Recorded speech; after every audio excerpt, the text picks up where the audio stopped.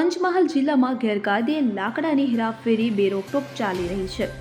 ગોધરા નજીક બામરોલી ચોકડી પર એક મોટી દુર્ઘટના સર્જાઈ હતી કે જેમાં એક ઓવરલોડ લાકડા ભરેલા ટેમ્પાએ અચાનક પલટી ખાધી હતી। ટેમ્પા ચાલકે સ્ટીયરિંગ પરનો કાબુ ગુમાવતા વાહન એક પિકઅપ જીપને અડફેટે લીધી હતી। જો કે આ અકસ્માતમાં સદનસીબે કોઈ જાનહાનિ થઈ નહોતી।